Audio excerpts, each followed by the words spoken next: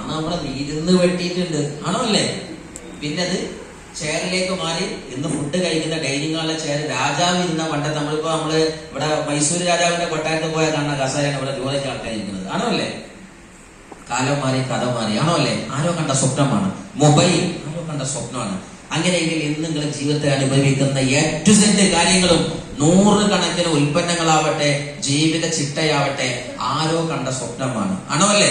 കാളവണ്ടി യുഗത്തിൽ നിന്ന് ഊടുവഴികളെ നോക്കിക്കൊണ്ട് മെഷീൻ മോട്ടോർ വാഹനങ്ങൾക്ക് ജന്മം നൽകിയ ഹെൻറി ഫോർഡ്മാനാണ് വാഹനങ്ങൾക്ക് സ്വപ്നം കണ്ടത്. എസ്വർണോ? അവരാ വാഹനം കണ്ടിയില്ലെങ്കിൽ ഇന്നത്തെ അവസ്ഥ ആലോചിച്ച് നോക്കാനി. എങ്ങനെ മെഡിക്കൽ കോളേജിൽ പാഞ്ഞ ആൾക്കാരായിട്ട് പോകല് വേണ്ട. ഇവിടുന്ന് പറന്ന് ദുബായിലേക്ക് പറന്ന ആൾക്കാരല്ലേ, ഗൾഫ് ലോകം പോയ ആൾക്കാർ, കൈപിടിക്കാണ് ഗൾഫിക്ക് പോയ ആൾക്കാർ അല്ലേ? നിങ്ങൾ എങ്ങനെ പോകല്? വിമാനം കപ്പലും കണ്ടിട്ടില്ല, നീന്തിക്കാട്ട് പോവുക, മുട്ടിലേണ്ടിട്ട് പോവുക എന്ന് പറഞ്ഞാണ്. അതെങ്ങായി വിമാനം കണ്ടതുകൊണ്ടല്ലേ. പക്ഷെ അയാളെ വിമാനം കാണുന്നിടത്ത് ആൾക്കാരെ എന്നെ കളിയാക്കി നിങ്ങൾ ആലോചിച്ചു. എടാ പൊട്ട, ഇവിടെ കാളവണ്ടി പോലും പോകാത്ത സമയത്ത് ഒരു ഇരുമ്പിന്റെ സാധനം ആകാശത്തോട് പതിർന്ന് അങ്ങനെ പാറപ്പ വീണ് നമ്മളെല്ലാവരും കഴിച്ചൂലേ? അയാളെ ഉണ്ടാവുകയില്ലേ? ഇതിന് കടലിന്റെ മേലെ കൂടി പോയിട്ട് വീണ്ടെങ്കിൽ എല്ലാവരും മുങ്ങിച്ചാവൂലേ, ആണോ അല്ലേ? പക്ഷെ അയാൾ നിർത്തിയോ? ഇല്ല. അയാള് തന്റെ സ്വപ്നത്തിന്റെ ഭ്രാന്തമായ ആവേശത്തിന്റെ പിറകിൽ ഒരാൾക്കും വിട്ടുകൊടുക്കാതെ പോയതാണ് ഇന്ന് പറക്കുന്ന വിമാനങ്ങളും കപ്പലുകളും വാഹനങ്ങളും ഈ സുഖശരീരങ്ങളും ഒക്കെ, ആണോ അല്ലേ? സോ ഈ ഭൂമിയെ ശരിക്കും സെറ്റ് ചെയ്തത് ആരാ? സ്വപ്നം കണ്ടവരാണ്, ആണോ അല്ലേ? അപ്പൊ ലോകത്തെ ആരൊക്കെയോ കണ്ട സ്വപ്നത്തിലാണ് മനുഷ്യ നീ ജീവിക്കുന്നതെങ്കിൽ ഇനി നീ കാണുന്ന സ്വപ്നത്തിലാണ് അടുത്ത തലമുറക്ക് ജീവിക്കാനുള്ളത്. ക്ലിയർ ആണോ അല്ലേ? അതിന് താല്പര്യമുള്ള കൈവയ്ക്കുകയാണെങ്കിൽ അവർക്ക് ഈ ക്ലാസ് തീരുള്ളൂ. എല്ലാവർക്കും എന്തെയും ഏതോ ഒരു മൂലയിൽ ജന്മം, ഏതോ ഒരു മൂലയിൽ മരണം, മീസാങ്കലിലെ ഒരു പേര്, അതല്ലെങ്കിൽ പത്രത്തിലെ ഒരു ചരമ ഫോട്ടോ, ആ ആൾക്കാർക്ക് ഈ ക്ലാസ് തിരിയില്ല. കാരണം അവര് അങ്ങനെ ജീവിക്കാൻ പിറന്നവരാണ്. അതിന്റെ അപ്പുറത്തൊരു ജന്മമുണ്ട്. To just write the name on the legacy, to create a benchmark on the surface of the earth. ഭൂമിയിൽ എന്റെയും ഒരു നാമനിർദ്ദേശം വരേണ്ടതുണ്ട്. ജനം ആ ബിൽഡിങ്ങിനെ നോക്കി പറയണം ഇതിന്റെ പിറകിലെ ശക്തി ഇന്നവനായിരുന്നു, ആണോ അല്ലേ? താല്പര്യമുണ്ടോ അങ്ങനെ ജീവിതത്തില്? യെസ്. അങ്ങനെയെങ്കിൽ നിങ്ങൾക്ക് തീരുന്ന കുറച്ച് സ്വപ്നങ്ങൾ ഞാൻ പറയാം അല്ലെ? നിങ്ങൾ വന്ന വാഹനം അടിപൊളിയാണ്, പക്ഷെ ഇങ്ങനത്തെ ഒരു വാഹനത്തിലേക്ക് ജീവിക്കണം ഭയങ്കര രസമാണ് അല്ലെ? നമ്മൾ ഇങ്ങനത്തെ വാഹനം ഓട്ടുമ്പോ കാണുമ്പോ കൗതുകത്തോടെ നോക്കില്ലേ അല്ലെ? ഇഷ്ടപ്പെട്ട വാഹനങ്ങളാണ്. അത് റേഞ്ച് റോവർ എടുക്കണം. റേഞ്ച് റോവർ ഉപയോഗിക്കുന്ന ആൾക്കാർ കൈകാണി ഇല്ല. എന്താ കാരണം? റേഞ്ച് റോവർ ആരാ ഉപയോഗിക്കല്? റേഞ്ച് ഓവർ ആയാൽ അയാൾ ഉപയോഗിക്കുന്ന വണ്ടിയാണെന്ത്? Range rover. ഇപ്പൊ നമ്മളെന്താ റേഞ്ച് റോവർ ഉപയോഗിക്കാത്തത്? നമ്മളെ റേഞ്ച് ഓവർ അല്ല, ലോവർ ആണ്. മനസ്സിലായോ? അടിപൊളിയോ? സോ റേഞ്ച് റോവർ വന്നോളൂ. when it comes your range in the over level and you will get or you will be gifted by Range Rover. അതുപോലെ ബുള്ളറ്റിൽ ലോകം കറങ്ങാം, അതൊക്കെ ജാഗോർ എഫ്-പേസ്, അതല്ലെങ്കിൽ അതേപോലെ വലിയൊരു കണ്ടിയിലെ ഒരു വെള്ള കുതിര പോലെ നിൽക്കുന്ന ഒരു വലിയ സാധനം അല്ലേ? നിങ്ങൾ ആലോചിച്ച് നോക്കുക, നിങ്ങൾക്ക് ഓട്ടോയിൽ വിരുന്ന് പോയാലുള്ള സ്നേഹമാണോ ഒരു വലിയ ഫോർച്യൂണറിൽ വിരുന്ന് പോയാൽ കിട്ടല്? ആണോ? പോയി നോക്കി അപ്പൊ മനസ്സിലാവും. പോയി നോക്കി നിങ്ങൾ കുടുംബത്തിൽ വന്നു. നിങ്ങൾ പോകുന്ന കാറിന്റെ വലുപ്പം അനുസരിച്ച് അമ്മായി ഇരുന്നോടത്തോട് പൊന്തും. ഇല്ലെങ്കിൽ എന്ത് ചെയ്യും?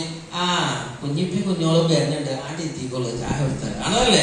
നേരെ വെച്ച് വരുന്ന വണ്ടി 1CR വണ്ടിയാണെങ്കിലോ, ഏത് വെല്ലിപ്പാണെങ്കിലും മുത്തശ്ശനാണെങ്കിലും ആ ഇരുന്നോട്ട് പൊന്തി റോഡ് വെറ്റം വരും. ചിലപ്പോ ചെയ്തു നോക്കിയാണെങ്കിൽ ഉണ്ടോ ഇല്ലേ? ദിസ് ഈസ് ദ പവർ, ആണോ അല്ലേ? ലൈഫ് മാറാൻ താല്പര്യം കൈവരിക്കണം, എന്നാലും ഈ സബ്ജക്ട് തിരിഞ്ഞു വരുള്ളൂ. ഓക്കെ, അപ്പൊ ചോദ്യം എന്താണെന്നറിയോ? ഇത് കൊടുത്തത് ജന്മം കൊണ്ട സമയത്ത് നെറ്റത്ത് എഴുതി വെച്ചു ദൈവം തമ്പുരാൻ you are going to purchase a Fortuner എന്ന് എഴുതിയ കുട്ടിയാണോ എടുത്തത്? അല്ല. ആണോ എടുത്തത്? ഇല്ല. മുംബൈയിലെ ഏതോ മണ്ണിൽ നിന്ന് ലോക സാമ്രാട്ട് പണിതു പലർത്തിയ ഗുജറാത്തിൽ നിന്ന് വന്ന കുടുംബത്തിന്റെ മണ്ണിൽ പിറന്ന ഒരു കുട്ടിയുടെ നെറ്റത്ത് നീയാണ് ഏഷ്യയുടെ ഏറ്റവും വലിയ കോടിപതി എന്ന് എഴുതി വെക്കപ്പെട്ടതിന് ശേഷമാണോ ധീരുഭായ് അംബായി ജന്മം കൊണ്ടത്? അല്ല. ആ കുട്ടി ജന്മം കണ്ടപ്പോ ഹോസ്പിറ്റലിൽ ആകെ കിട്ടിയ റിപ്പോർട്ട് എത്രയുള്ളൂ? ഇത്ര തൂക്കം, അത്രയുള്ളൂ, ആണോ അല്ലേ? ഒരു കുട്ടി ജന്മം കൊണ്ടാൽ ലോകത്തിന് കിട്ടുന്ന ആകെ വിവരം എന്താ? ആളിത്ര തൂക്കം. വേറെ എന്തെങ്കിലും കിട്ടുമോ? പേര് കിട്ടുമോ? പണക്കാരനാകുന്നു കിട്ടുമോ? ഇത് മഹാഗുണ്ടയാകുന്നു കിട്ടുമോ? ഇത് പോലീസാണെന്ന് കിട്ടുമോ? ഇത് വലിയ പട്ടാളാകുന്നു കിട്ടുമോ? ഒന്നും കിട്ടൂല. ആകെ കിട്ടൽ എന്താണ്? ഇത് ഇത്ര തൂക്കം, ആണോ അല്ലേ? പിന്നെ ആ തൂക്കത്തിന് തൂക്കം കൂട്ടുന്നതും മാറ്റു കൂട്ടുന്നതും ആരുടെ കഴിവാ? നമ്മളെ കഴിവാണ്. നമ്മളെ കഴിവ് പുറത്തെടുക്കാത്തോണ്ടാ. കഴുത്തൊക്കെ പുറത്തെടുക്കണമെങ്കിൽ എന്ത് ചെയ്യണം? ഇന്നത്തെ കുറെ സാധനം കണ്ടിൽ ചിന്തിക്കണം. ശരിയാട്ടോ, ഇനി ഈ വണ്ടിയിലൊക്കെ ഞാനല്ലതാ, പിന്നെ ഞാൻ പോകാനാണ്. നമ്മളെ ബൈക്ക് നമ്മൾ സെൽഫി വെക്കൂല, അല്ലെങ്കിൽ DP വെക്കൂല മൊബൈലില്. പക്ഷെ നമ്മൾ ആർക്ക് വെക്കും? ഇന്നത്തെ കാറിന് മുമ്പിൽ നമ്മൾ ഫോട്ടോ എടുത്താൽ നമ്മൾ വെക്കും, ആണോ അല്ലേ? എന്തുകൊണ്ട് അവനാന്റെ കാറാക്കി മാറ്റിക്കൂടാ? ആദ്യം ജന്മം കൊള്ളുന്ന സ്വപ്നമാണ്. അതല്ല നിങ്ങൾക്ക് താല്പര്യം ഇങ്ങനത്തെ കാറുകളാണോ? You can. ലോകത്തിൽ അറിയപ്പെട്ട കുറച്ച് കാറുകളെ കാണിക്കുന്നത് എന്തിനാന്ന് വെച്ചാൽ ഇതൊക്കെ ചിന്തിച്ച് വന്ന് ലൈഫിൽ ഒരു മാറ്റം വേണം ചോദിച്ചാൽ ഈ ക്ലാസ് പെട്ടെന്ന് തിരിയുന്നുണ്ടാകും. നിങ്ങൾ കാറിന്റെ പിറകിൽ നിൽക്കുമ്പോൾ ലോകം ഇനി ഇതിന്റെ പിറകിലാണ്, അല്ലേ? ഇത് കാണുമ്പോൾ ഒരാളുടെ പേര് ഓർമ്മ വരും. ആരുടെ പേര് പറയാൻ പറ്റുമോ? ആരാണ്? MA യൂസുഫ് അലി. എങ്ങനെയാണ് ജന്മം? ഗൾഫ് രാജ്യങ്ങളില് ബിസിനസിന് വേണ്ടി ചെന്ന മനുഷ്യൻ, കടുത്ത ചൂടുണ്ട്, ചുട്ടുകൊള്ളുന്ന മഴരാജ്യത്തില് തണുപ്പിന് വേണ്ടി ആശിച്ചപ്പോ ചാക്ക് നനച്ച് ഓടിപ്പണിക്ക് താഴെയും ടെറസിന്റെ മുകളിൽ വെള്ളം ഒഴിച്ചും അന്തി ഉറങ്ങിയ ദിനരാത്രിയെ കുറിച്ച് മിസ്റ്റർ യൂസുഫ് അലി പറയുന്നുണ്ട് ഇന്റർവ്യൂല്, ആണോ അല്ലേ? അങ്ങനെ ജീവൻ മരണ പോരാട്ടം കൊണ്ടുണ്ടാക്കിയതാ ലുലുമാള്, ആണോ അല്ലേ?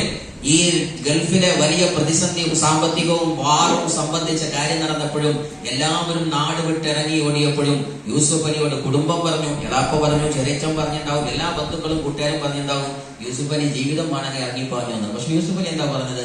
അന്നം തന്ന നാട് ചതിക്കില്ല, പിടിച്ചു നിന്നു, ആണോ അല്ലേ?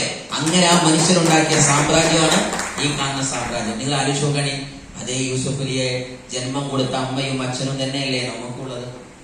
എന്താ നമ്മളാകാഞ്ഞത്? അങ്ങനെ ചിന്തിച്ചില്ല. യൂസുഫ് അലി അന്ന് വിമാനം ഇറങ്ങിയ സമയത്ത് അല്ലെങ്കിൽ കപ്പൽ ഇറങ്ങിയ സമയത്ത് അതേ മണ്ണിൽ അദ്ദേഹത്തിന്റെ അതേ ബോഗിയിലും അതേ ഫ്ലൈറ്റിലും പോയ ആൾക്കാരുണ്ടാവൂലേ? അവരെന്താ യൂസുഫ് അലി ആകാഞ്ഞത്? അവരങ്ങനെ ചിന്തിച്ചില്ല. അതുകൊണ്ട് ചിന്ത ഫസ്റ്റ് വരണം, എന്നാലേ വിജയം പിന്നെ വരും. അതുകൊണ്ട് ചിന്ത മാറ്റുന്ന ക്ലാസ്സാണ് ഞാൻ ആദ്യം ചെയ്യുന്നത്. സോ ഇതൊരു ഓപ്ഷനാണ്. നിങ്ങൾക്ക് ചിന്തിക്കുക ഇങ്ങനെയുള്ള തലത്തിലേക്ക് നല്ലത്. അതല്ല, ലോകം നിങ്ങൾ ചിന്തിച്ച് തുടങ്ങുകയാണെന്നുണ്ടെങ്കിൽ അധികം അപ്പുറം ലോകം നിൽക്കുന്നത്. തന്റെ car white, private jet white, അതിന്റെ അതുപോലെ തന്നെ തന്റെ യോട്ട്, അതല്ലെങ്കിൽ നമ്മൾ യാച്ച് എന്ന് പറയുന്ന ഉല്ലാസ നൗകയും അതേ വൈറ്റ് അല്ലെങ്കിൽ ഗോൾഡ് കളർ. ഇങ്ങനെ ഒരു ലോകമുണ്ട്. അതല്ല താല്പര്യം. നിങ്ങൾക്ക് ഫാമിലിയുമായി വെക്കേഷൻ ആണോ? വലിയ UK പോലെയുള്ള, ഓസ്ട്രേലിയ പോലുള്ള, യൂറോപ്പ് പോലെ, ദുബായ് പോലെയുള്ള ലോകം കണ്ട വലിയ വലിയ നഗരങ്ങൾ നമുക്ക് കാണാനുള്ളത് തന്നെയല്ലേ, ആണോ അല്ലേ? ലോകം കറങ്ങി കാണാൻ താല്പര്യം കൈയോഗിയാണ്, അല്ലേ? സീറോ ഫില്ലാർ തോന്നൊരു കൈപ്പറ്റാനാക്കിയപ്പോൾ മുഖദ്ദീനാവും മുജരിമീൻ 2 ആയത്തുണ്ട്. അല്ലെങ്കിൽ രാമായണം, അല്ലേ? രാമന്റെ അയനമാണ് രാമായണം. രാമൻ പ്ലസ് അയനം. എന്താ അയനം എന്ന് പറഞ്ഞാല്? സഞ്ചാരമാണ്, അല്ലെ? രാമൻ നടത്തിയ സഞ്ചാരമാണ് രാമായണം. ഈ രാമൻ തന്നെ പറയുന്നതും രാമായണം പറയുന്നതും മനുഷ്യർക്ക് ഒരു മൂലക്കല് വെളിലശ്ശേരിക്ക് നിൽക്കല്ല, നീ കട്ടാങ്കിൽ കുടുങ്ങി നിൽക്കല്ല, നീ പറക്കൂ സഞ്ചരിക്കൂ എന്നാ രാമായണം പറഞ്ഞത്. രാമായണം എത്ര കണ്ട ഓതിന് നമ്മൾ തരുന്നില്ല, അവനാന്റെ പഞ്ചായത്തിൽ നിന്ന് വിട്ട് പുറത്തു പോയിട്ടില്ല. പിന്നെ എന്തിനാ ഈ രാമായണം ഓതുന്നത്? ലോകം കാണാനാ മതം പറഞ്ഞത്, ആണോ അല്ലേ? ഇത് കറങ്ങി കാണുമ്പോഴല്ലേ ദൈവത്തിന്റെ കലാസൃഷ്ടിയെ കുറിച്ച് നമ്മൾ അത്ഭുതപ്പെടുന്നത്, അല്ലേ? ദൈവത്തെ നമുക്ക് നേരിട്ട് കാണാൻ പറ്റില്ല, സങ്കല്പത്തിൽ ഇരുന്ന് കാണാനേ പറ്റൂ. പക്ഷെ ദൈവത്തിന്റെ മഹാത്ഭുതത്തെ ലോകം കറങ്ങിയാൽ കാണാൻ പറ്റും. പറ്റൂലേ? അപ്പൊ ദൈവത്തെ കൂടുതൽ അറിയാൻ എന്ത് ചെയ്താൽ മതി? ഒന്ന് ലോകം കറങ്ങിയാൽ മതി, ആണോ അല്ലേ? നിങ്ങൾ ആലോചിച്ച് നോക്കുക, നമ്മള് പിള്ളേരുമായി ടൂറിന് കളിക്കുന്ന സമയത്ത് ഓണം വരുമ്പോഴും ഈദ് വരുമ്പോഴും പെരുന്നാൾ വരുമ്പോഴും ആഘോഷം വരുമ്പോഴേക്ക് കുട്ടികൾ പറയുമ്പോൾ ഏറിപ്പോയാൽ ഹൈലൈറ്റ് മാളിലെ ഉച്ചക്ക് വൈകുന്നേരം കോഴിക്കോട് കടപ്പുറത്ത് 2 കല്ലുമ്മക്കായി ഒരു ചെറിയ ചൊളാപ്പനി, ഇത് രണ്ടും കഴിഞ്ഞ പരിപാടി കഴിഞ്ഞു. ഷീം ആണോ അല്ലേ? എത്ര കാലം ഇങ്ങനെ പോകും നിങ്ങൾ ആലോചിച്ച് നോക്കി. ആർക്കുണ്ടാക്കി വെച്ചതാ ഈ നഗരങ്ങൾ മുഴുവനും? സ്വപ്നം മാത്രം കാണുന്നവർക്കുള്ള നഗരമാ ദുബായ്. ദുബായ് പടർന്ന് പന്തലിച്ച് വളർന്നുകൊണ്ടിരിക്കുകയാണ്, ആണോ അല്ലേ? അപ്പൊ സീരിയസ്ലി ഇങ്ങനെ ഒരു താല്പര്യം എനിക്കും കാണണം ദുബായ്. താല്പര്യം കഴിയുകയാണ്, ഞാൻ കൊണ്ടാവാൻ പോട്ട് പ്രസാദ്. ഓക്കെ, പേര് അഡ്രസ് ആസീസാറെ കയ്യിൽ കൊടുത്താൽ മതി, അതിന് കൂടെ 1.5 ലക്ഷം രൂപ കൊടുത്താൽ മതി. അപ്പൊ എന്തായാലും ശരി, ഇങ്ങനെ താല്പര്യമുള്ള ആളുകൾ, അല്ലെങ്കിൽ തന്റെ ഇഷ്ടാനുസരണം ദൈവത്തിന്റെ ഏറ്റവും നല്ല സുഗ്രഹമായിരിക്കുന്ന സ്ഥലങ്ങൾ പോയി കാണാൻ താല്പര്യം. അത് പള്ളിയിലാണെങ്കിലും അമ്പലത്തിലാണെങ്കിലും ഹജ്ജിനാണെങ്കിലും ഉംറയ്ക്കാണെങ്കിലും അതല്ലെങ്കിൽ കാശിയിലാണെങ്കിലും വാരണാസിയിലാണെങ്കിലും അതേപോലെ തന്നെ ബദ്രിനാഥ് പോലെയുള്ള നല്ല പവിത്ര സ്ഥലങ്ങൾ എവിടെയാവട്ടെ. ബദ്രിനാഥ് പോയ ആൾക്കാര് ഇല്ല, വാരാണസി പോയ ആൾക്കാര്, കാശി പോയ ആൾക്കാര്, ഇങ്ങനത്തെ സ്ഥലങ്ങളൊക്കെ ഉണ്ടെന്ന് അറിയുന്ന ആൾക്കാര് ചോദിച്ചിട്ട് അത് സാറിന്റെ അയൽവാസിന്റെ സ്ഥലമാവുന്നത് ഇന്നെ നോക്കണ്ട ചില ആൾക്കാര്. വാരാണസിയോ? അതെന്താ സാർ അങ്ങനത്തെ ഒരു സ്ഥലം ചിന്തിക്കണ്ട. എപ്പോഴാ പിന്നെ ഇതൊക്കെ പോകല്? എപ്പോഴാ പോകല്? മംഗലശ്ശേരി നീലകണ്ഠൻ മകൻ കാർത്തികേയൻ പറഞ്ഞ മാതിരി ലാസ്റ്റാണ് എല്ലാം ഒഴിവാക്കിയൊരു യാത്ര. അന്നാ പോകല്. ഇതിന് മുന്നേ പോകാനുള്ള സ്ഥലങ്ങളല്ലേ ഇതൊക്കെ? ആരോഗ്യമുള്ള സമയത്ത് അതൊക്കെ ചെയ്യാനുള്ളത്, എല്ലാം വിട്ടെറിഞ്ഞിട്ടല്ല. സോ സീരിയസ്ലി അതല്ലെങ്കിൽ നിങ്ങൾക്ക് താല്പര്യം ലോകം കറങ്ങലല്ല, ഇതാണ് താല്പര്യം. ഇത് താല്പര്യമില്ലാതെ കൈയോഗിക്കാണ് കനകം മൂലം കാമിനി മൂലം കനകമ്പല പെരി ഒലകിൽ സുരപണ്ടാണ്. ആണല്ലേ? ഇങ്ങനെ തന്നെയാണ് നമ്മൾ വന്നതില്ലേ പുതിയ നയിക്കാണ്ട്. പിന്നെ എന്താണ്, ഭർത്താവ് ഇടക്കിടക്ക് ക്ഷയിക്കാണ്ട് എഴുതാണ് അല്ലേ? കാക്ക വന്ന് കണ്ട് അസ്സലാം വലൈക്കും എന്ന് പറഞ്ഞു. കാക്ക സലാം അടക്കി. അപ്പൊ പോകുമ്പോ ഒരു വള അങ്ങനെ പോയി. അതിന്റെ ശേഷം പെണ്ണുങ്ങൾ സലാം പറയുമ്പോ കൈ നിൽക്കൂല. അങ്ങനെ സലാം പറഞ്ഞു, വലൈക്കും അസ്സലാം. നിങ്ങൾക്ക് കൈ എന്നാ നടക്കൂല, അതോടാണ് പോകുന്നു. ആണല്ലേ? 40 പവനായിട്ട് വന്ന 40 പിന്നെ എവിടെയാണ്? എവിടോ ആണ്. ആണല്ലേ? ഇന്ന് കൈമല് നോക്കിയപ്പോ റോൾഡ് ഗോൾഡും അതേപോലെ കല്ലുമ്പത്തിന്റെ പറയും. ആണല്ലേ? വന്നത് മണവാട്ടിയായിട്ടാണല്ലോ. നിങ്ങൾ ഇങ്ങനത്തെ ഒരു സീൻ ആലോചിച്ച് നോക്കുകയാണെ, നിങ്ങൾക്ക് ഇഷ്ടപ്പെട്ട ആ ഉടയാടകള് ധരിക്കാനും ഉപയോഗിക്കാനും പറ്റിയ നല്ലൊരു അലമാര നിറച്ച് അടിപൊളി ചെയിനുണ്ട്, മാലയുണ്ട്, സ്വർണ്ണുണ്ട്. വാവ്, വണ്ടർഫുൾ ആണോ അല്ലേ? ഡയമണ്ട് സാധനമല്ലേ? ഇനി വേണ്ട ആണുങ്ങൾ ചിന്തിക്കുക, അവനാന്റെ വൈഫിന് അങ്ങനത്തെ സാധനം ഉണ്ടെങ്കിലോ, നിറച്ച അങ്ങനത്തെ സാധനം ഉണ്ടെങ്കിൽ അല്ലേ, ഇഷ്ടമുള്ളത് കൊണ്ട് ലോൺ എടുത്തൂല അല്ലെ? അങ്ങനെയുണ്ടല്ലേ? നമ്മൾ അത് ആണുങ്ങൾ വേഗം ചിന്തിക്കല് ഒരു 10 വള കിട്ടിയാൽ ലോൺ എടുക്കണം. ഇങ്ങനെ ഇത് സാധനം സമ്പന്നം ആസ്വദിക്കുക എന്നുള്ള ചിന്തിക്കുക. അതല്ല നിങ്ങൾക്ക് ഇങ്ങനത്തെ ഒരു റൂം, ഇതൊക്കെ ഉള്ളതാ. ഇതൊക്കെ ഓരോരുത്തരുടെ റൂമാട്ടോ. ഞാൻ തമാശക്ക് പറയല്ല. ഓരോ ലോകത്തിലെ മില്ലേനിയേഴ്സ് ആകുന്ന ലേഡീസിന്റെയും ജെന്റ്സിന്റെയും റൂമുകളും വാഹനങ്ങളും ഞാൻ കാണിക്കുന്ന ഫോട്ടോ. ഇത് ഒരാളുടെ റൂമാണ്. ഇഷ്ടമുള്ളത് ധരിക്കുക അല്ലെ? നിങ്ങൾ പണ്ട് നിങ്ങൾ കുരിശി തലൈവി അല്ലെ, തമിഴ്നാടിന്റെ ഇതിഹാസമായ ജലീല തമ്പുരാട്ടിയെ കുറിച്ച് പറയാറുണ്ട്. താൻ അണിഞ്ഞ സാരിയുടെ കളർ അനുസരിച്ച് കാറ് വരുത്രേ. 40 കാറും രാവിലെ തയ്യാറായി നിൽക്കും. അപ്പൊ തമ്പുരാട്ടി പടിവാതിലിൽ ഏത് കളർ സാരിയിലാണോ പ്രത്യക്ഷമാകുന്നത്, അപ്പൊ ഡ്രൈവർ എന്ത് ചെയ്യും? അതാ മേഡം വരുന്നത് ഇൻ ഗ്രീൻ സാരി. അപ്പൊ ഗ്രീൻ കളർ. അങ്ങനെയാണ്. അങ്ങനത്തെ ഒരു കാലഘട്ടം കഴിഞ്ഞു പോയിട്ടുണ്ട്. ഇവിടെ കേട്ട ആൾക്കാരൊന്ന് കൈപ്പിക്കാൻ ഇതൊക്കെ അറിയുന്ന ആൾക്കാർ ഇവിടെ ഉണ്ട്. ഇതുള്ളതാണ്. നമുക്ക് ഇതൊന്നും ഓടാത്ത എന്താ അറിയോ? ഇന്നത്തെ ആൾ ഇവിടെ ജീവിച്ചതും കൊടുത്തേ ഇല്ല. അതുകൊണ്ടാണ് ലോകം എവിടെയാ നിൽക്കുന്നത് മക്കളെ. ഈ അടുത്ത കാലത്ത് റിങ്കി ഫാൻ എന്ന ഒരു ലേഡിയെ, ഞാൻ ഒരു ചെറിയ പെൺകുട്ടി 12ാമത്തെ വയസ്സായിട്ടുള്ളൂ. ഞാൻ അതിന്റെ ക്ലാസ്സിന്റെ വൈഫ് അടുക്കല്, അവളാണ് ലേഡീസ് ഡിപ്പാർട്ട്മെന്റ് ഹാൻഡിൽ ചെയ്യുന്നത്. അപ്പൊ അതില് അവൾ ഉണ്ടാക്കിയ സ്ലൈഡിൽ ഞാൻ കണ്ടു. ആ പെൺകുട്ടി 12ാമത്തെ വയസ്സിൽ റിട്ടയർമെന്റ് ലൈഫിലാണ്. 12ാമത്തെ വയസ്സിൽ റിട്ടയർമെന്റ് ലൈഫ്, കോടാനുകോടികൾ അസറ്റ്. അമേരിക്കക്കാരിക്കാണ് സെറ്റിലാകാൻ വന്നത് സിംഗപ്പൂരിലേക്കാണ്. വയസ്സ് എത്രയാണ്? 12 വയസ്സായ കുട്ടി ആഘോഷിക്കാൻ പോണത് റിട്ടയർമെന്റ് ലൈഫ്. എന്താ റിട്ടയർമെന്റ് ലൈഫ് പറഞ്ഞാല്? സമ്പാദിക്കാനുള്ളതൊക്കെ സമ്പാദിച്ചു, ചെയ്യാനുള്ളതൊക്കെ ചെയ്ത് കഴിഞ്ഞു, ഇനി എന്റെ ജീവിതം ആസ്വദിക്കാൻ പോകണം. എത്രാമത്തെ വയസ്സിൽ? നമ്മളിവിടെ നഴ്സറിയിൽ എത്തുന്ന സമയത്ത്. $2 ബില്യൺ എങ്ങനെയാണ് അവിടെ അസറ്റ്. എത്ര കോടി നിങ്ങളെ ചിന്തിച്ചാൽ മതി? 30-35 കോടി ഉണ്ടാവും. ശരിക്കും ആലോചിച്ചു നോക്കും. ആഘോഷിക്കാൻ വന്നില്ല. ഇങ്ങനത്തെ കഥയുള്ള സ്ഥലത്താണ് നമ്മള് ബിൻസ മൂസ, വേറൊരു പുതിയൊരു പയ്യനെ വേറെ ഉണ്ടായിരുന്നു. അത് ഞാൻ പറയണ്ട, ഓരോന്ന് പറയാം പിന്നീട്, നിങ്ങൾ കണ്ടെത്തി. അപ്പൊ ഞാൻ പറഞ്ഞത് ഇന്നത്തെ ഒരു ലോകത്ത് ജീവിക്കുമ്പോൾ നമ്മള് 10 കൊല്ലം മുമ്പുള്ള ലോണിമ കൗതറിന് കഞ്ഞോണ്ടിരിക്കണം. ദൈവമേ എന്റെ ലോണ്, ദൈവമേ കൈത്തോഴാം എന്റെ ലോണ്. ആണോ അല്ലേ? ഇങ്ങനെ കരഞ്ഞ് ജീവിക്കാൻ ദൈവങ്ങൾ എവിടെയെങ്കിലും പറഞ്ഞിട്ടുണ്ടോ? ഇല്ല. അടിച്ചു പൊളിച്ച് ജീവിക്കാൻ തന്നെ ദൈവം പറഞ്ഞത്. നിന്റെ ധർമ്മ മൂല്യങ്ങളെ കാത്തു സൂക്ഷിച്ച് മനുഷ്യ നീ സന്തോഷിച്ച് ജീവിച്ചോ. അതിനെന്ത് ചെയ്യണം? ഇത് വരണം. ആണോ വേണ്ടേ? ഇതല്ലേ പ്രശ്നം. അതിനാദ്യം ഇന്നത്തെ കുറച്ച് സ്വപ്നങ്ങളൊക്കെ കാണും. അതല്ല, നിങ്ങളെ വീട് അടിപൊളിയാ, ഒരു സംശയമല്ല. പക്ഷെ ഇന്നത്തെ ഒരു വീടാണെങ്കിലും എന്ത് രസമാണ്. കുടുംബക്കാരും ബന്ധുക്കളൊക്കെ വന്നിരുന്നത്. ഇത് നമ്മളെ മലപ്പുറത്ത് മങ്കട എന്ന് പറയുന്ന മഞ്ചേരിയുടെ ഒക്കെ കുറച്ച് ഇപ്പുറത്തുള്ളൊരു വീടാണ്. ഏട്ടനഞ്ചന്മാരുടെ വീട്. അവിടെ 5 എണ്ണായി വീട്. അത് 5 ആൺപിള്ളേരാണ്. ബാക്കി 2 ആളും ഇപ്പുറത്ത് വേറെ വീടുണ്ടാക്കിയത്. എന്തോ ഒരു രസമുള്ളതാണ്. ഒരു പെങ്ങളും 5 ആങ്ങളായിരുന്നു. ഞാൻ ഈ വീട് പോയി കണ്ടിരുന്നു. ഇങ്ങനെ എന്റെ ഇത് ഉദ്ഘാടനം കഴിഞ്ഞ സമയത്ത് ഞാൻ അധ്യാപകനായി, ടീച്ചറും ട്രെയിനറൊക്കെ ആയിട്ട് നമ്മളെ അസിസ്റ്റോ പറഞ്ഞ പോലെ തന്നെ ഓൾ ഓവർ ഇന്ത്യയിലെ വലിയ ഒരു ബിസിനസ് ട്രെയിനറും, അതേപോലെ തന്നെ പല കോളേജിന്റെയും പ്രൊഫസറും, അതേപോലെ തന്നെ വലിയ എഡ്യൂക്കേഷൻ ഭാഗത്ത് ദൈവം സഹായിച്ചു വലിയ നിസ്തുല സേവനങ്ങൾ നടത്താൻ എനിക്ക് പറ്റുന്നുണ്ട്. ഓൾ ഓവർ ഇന്ത്യയിൽ തന്നെ 14 സബ്ജക്ട് എക്സ്പെർട്ട് ട്രെയിനർ ആയിട്ടൊക്കെ പാറി പറന്ന് നടന്ന ഒരു കാലഘട്ടമുണ്ട്. അന്ന് സ്വപ്നം ബിൽഡ് ചെയ്യാൻ ഇതുപോലുള്ള വില കണ്ടാൽ ഞാൻ വണ്ടി നിർത്തും. എന്നിട്ട് ഇങ്ങനെ നോക്കി നിൽക്കും. ഒരു നാൾ എനിക്കും ഇൻഷാ അല്ലാഹ്. അതിങ്ങനെ പറയും. എന്താ കാരണം? ആ കൊടുത്ത പടച്ചോൻ എനിക്കും കിട്ടൂലേ? ഇത് കൊടുത്ത പടച്ചോൻ നിങ്ങൾക്ക് തരുമോ? എന്താ തരാത്തത്? നമ്മൾ ചോദിച്ചിട്ടില്ല. എന്താ ചോദിക്കാത്തത്? അല്ല, ഞാൻ ചോദിച്ച മൂപ്പർക്ക് തരാൻ വല്ല ബുദ്ധിമുട്ടുണ്ടോ നിങ്ങൾക്ക് വന്നത് ആണോ അല്ലേ? ദൈവം പറഞ്ഞിക്കണം എന്നോട് അങ്ങനത്തെ മാനാള ചോദ്യം ചോദിച്ചിരുന്നത്. നമ്മളെ വാപ്പാര് പറയുന്നത് ഈ 10 ലക്ഷം രൂപ ചോദിച്ചിരുന്നത് ആണോ അല്ലേ? പക്ഷെ ദൈവം പറഞ്ഞിക്കണം 10 ലക്ഷം ചോദിക്കരുതെന്ന്. പിന്നെന്താ ചോദിക്കാത്തത്? ഞാനൊന്ന് ചോദിക്കണം, ഞാൻ തറവാടിയല്ല, ചോദിക്കാൻ പറ്റില്ല. ആണോ അല്ലേ? നിങ്ങൾ ശരിക്കും ദൈവത്തെ കുറിച്ച് മനസ്സിലാക്കാത്തതുകൊണ്ടാണ്. ഞാൻ എന്റെ ഓർമ്മ ശരിക്കും എന്റെ 16ാമത്തെ വയസ്സിൽ ആദ്യമായി ഡൽഹി ഭാഗത്തേക്ക് വലിയൊരു വിദ്യാഭ്യാസ ടൂറും അവിടെ കുറച്ച് സ്പീച്ചും കാര്യങ്ങളൊക്കെ ഉണ്ടായിരുന്നു. അവിടെ പോയ സമയത്ത് ബഹായിസ്റ്റ് ടംബിളിൽ എഴുതി വെച്ചൊരു വരിയുണ്ട്. You can ask to the God anything, how dare you to ask. അതായത് ദൈവത്തോട് നിനക്ക് എന്തും ചോദിക്കാൻ അവകാശമുണ്ട്, ചോദിച്ചും ചെയ്തോ, പക്ഷെ എന്ത് ചോദിക്കാനുള്ള ധൈര്യമുണ്ട്?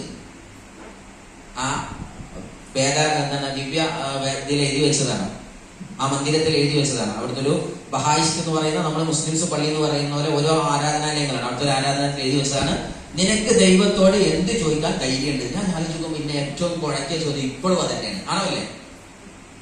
ദൈവങ്ങൾ ഇന്ന് രാത്രി ഒന്ന് വിളക്ക് കത്തിച്ച് പ്രാർത്ഥിച്ചാണ്, ദൈവമേ എനിക്ക് എന്തായാലും 1000 കോടി അസറ്റ് എനിക്ക് വേണമെന്ന് പ്രാർത്ഥിച്ചാണ്, ആ വെളുക്ക് കിട്ടും ചിലപ്പോ.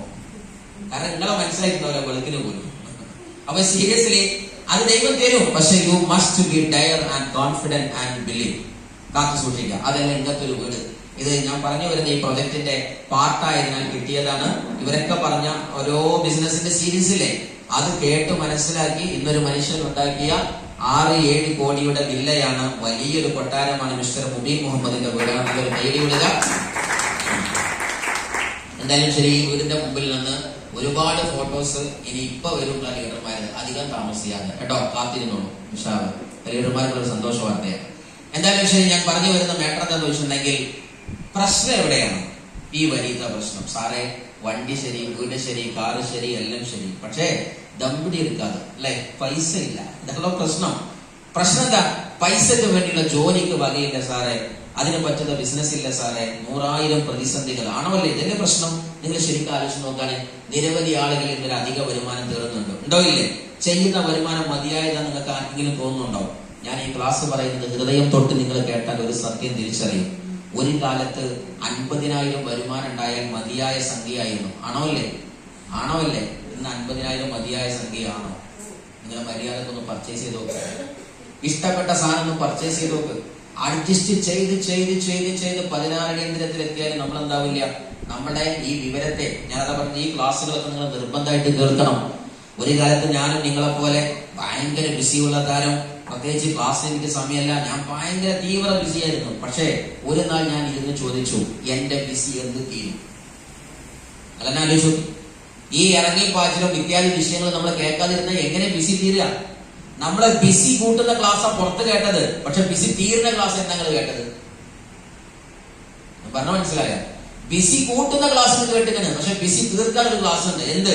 ഈ പ്രശ്നത്തൊക്കെ രക്ഷപ്പെടാൻ അങ്ങനത്തെ ഒരു ക്ലാസ് കിട്ടണം. ആ ക്ലാസ് ഈ ക്ലാസ് അത് ഇവിടെ സംഘടിപ്പിച്ച ലീഡർമാർക്ക് ഒരു കൈയടി കൂടി കൊടുക്കും. അതുകൊണ്ട് ഹൃദയവർത്തുകൾ കേൾക്കുന്നതിന് മനസ്സിലാവുള്ളൂ. അതുകൊണ്ട് മനസ്സിരുത്തി കേട്ടോ. ഇന്ന് അധിക വരുമാനം മസ്റ്റാണ്. നിങ്ങൾ ശരിക്കും ആലോചിക്കുക. നിങ്ങളുടെ ചെലവിന്റെ ബില്ലൊന്ന് എഴുതി വെക്ക്. പണ്ട് കാലത്ത് 20,000 30,000 മാസ വരുമാനം സിമ്പിൾ ആയിരുന്നെങ്കിൽ ഇന്നൊരു മകളെ കെട്ടിക്കണമെങ്കിൽ ഒരു പവൻ സ്വർണത്തിന് എത്ര വരുന്നുണ്ട്? 10-70,000 വരുന്നുണ്ട്. ആണോ അല്ലേ? ഇന്ന് നിങ്ങളുടെ വയസ്സ്, മകളുടെ വയസ്സ് 10 വയസ്സായിരിക്കാം. പക്ഷെ ഈ മകളെ കെട്ടിക്കാൻ വീണ്ടും ഒരു 10 കൊല്ലം കഴിയുമ്പോൾ എന്താവും സ്വർണത്തിന്റെ പേര്? നിങ്ങൾ പറ. എന്ത് കണ്ടിട്ട്?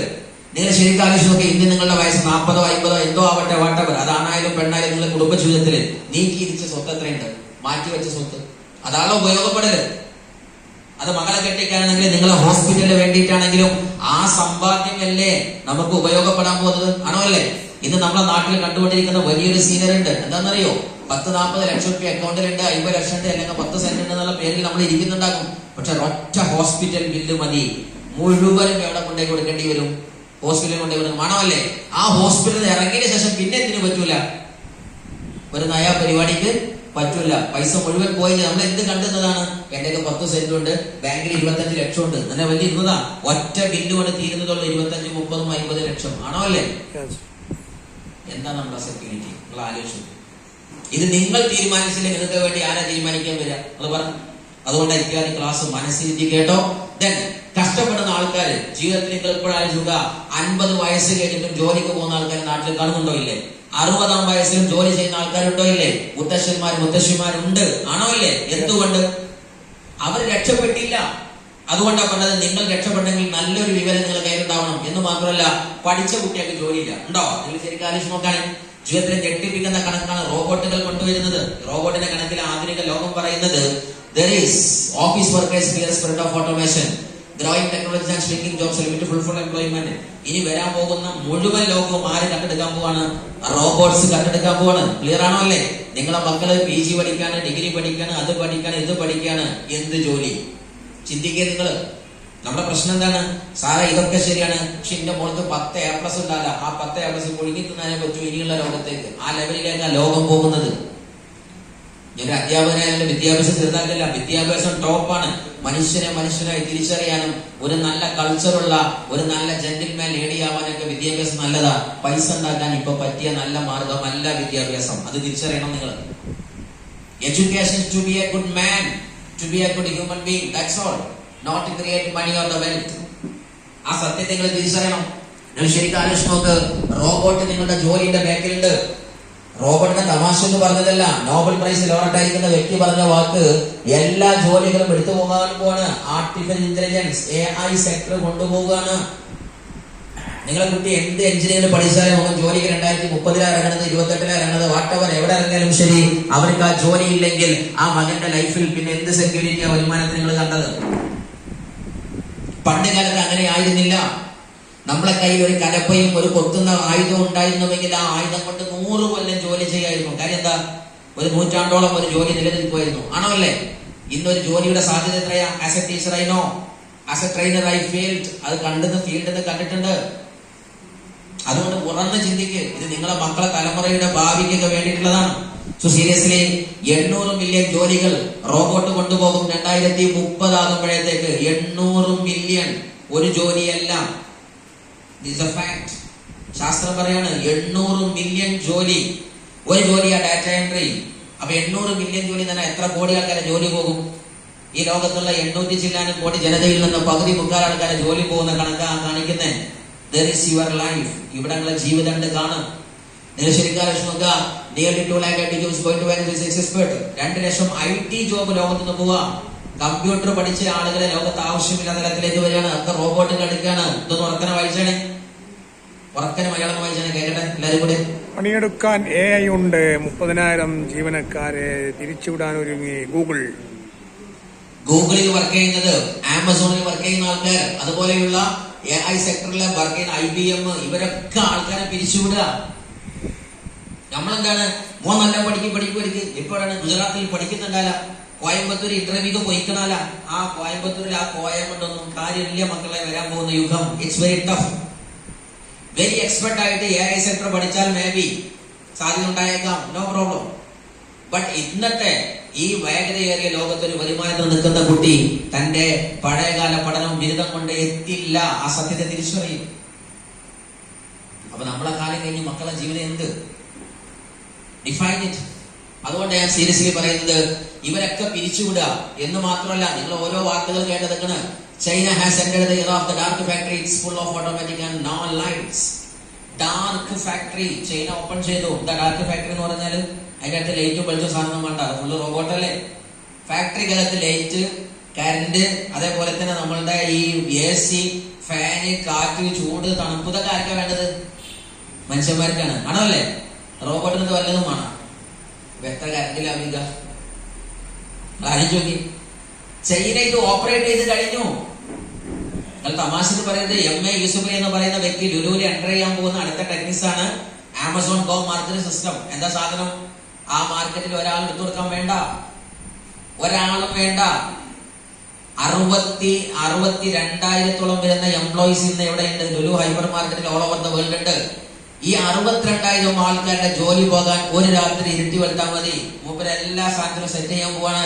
എല്ലാ ആൾക്കാർക്കും പെരിക്കണ്ട് കയറാ. എന്ത് കാണും നിങ്ങൾ? ഇവിടെ മാർക്കറ്റ് ചെയ്യുന്ന മുഴുവൻ പയ്യന്മാരുടെയും ജോലി തെറിക്കാൻ പോവാണ്. എല്ലാം വലിയ റോബോട്ടിക്കൽ ലെവലിലേക്ക് സപ്ലൈ ചെയ്യാൻ പോവാണ്. GPS സംവിധാനം ഉപയോഗിച്ചുകൊണ്ട് ഡ്രോൺ എന്താ പറയാ സപ്ലൈസ് വെഹിക്കിൾസ് സപ്ലൈ ചെയ്യാൻ പോവാണ്. എന്റെ കുട്ടിക്ക് എന്താ പറയാ മാർക്കറ്റിങ്ങിലെ പണി എന്നൊക്കെ പറഞ്ഞ പണി തെറിക്കാൻ പോവാണ്. ഇതിനെ ഭീകരമായിട്ട് കാണുക സുഹൃത്തെ, പ്ലീസ്. ഇത് അറിഞ്ഞില്ല കേട്ടില്ല എന്ന് പറയുന്നത് ഞാൻ ഫുള്ള് റെക്കോർഡ് ചെയ്യുന്നുണ്ട്. നിങ്ങൾ അവിടെ ഇരുന്നതിന്റെ വീഡിയോ ഇട്ടേക്കുണ്ട്. നിങ്ങളെ കുട്ടിയൊക്കെ ഞാൻ അയച്ചു കൊടുക്കും. എന്റെ തന്തപ്പടി മുൻപിരുന്ന് അങ്ങനെ വെറുതെ നോക്കിയിട്ടുണ്ട്. അതിന് എന്റെ അമ്പച്ചി ഇങ്ങനെ കണ്ണുറ്റി നോക്കിയെന്ന് തീരുമാനം കഥ പോയത് ഞാൻ പറയും, ഉറപ്പാണ്. തമാശ. അപ്പൊ സീരിയസ്ലി നിങ്ങൾ ആലോചിക്കുക. AI സിറ്റികൾ വരുന്നു. വലിയ അത്ഭുത AI സിറ്റി, ന്യൂയോർക്ക് സിറ്റി, ലോകത്തിലെ ഏറ്റവും വലിയ അത്ഭുതങ്ങളിലേക്ക് അബുദാബിയും, അതേപോലെ തന്നെ വലിയ വലിയ സിസ്റ്റങ്ങൾ. ദുബായി കുറിച്ച് നിങ്ങൾ കേട്ടല്ലോ അല്ലെ?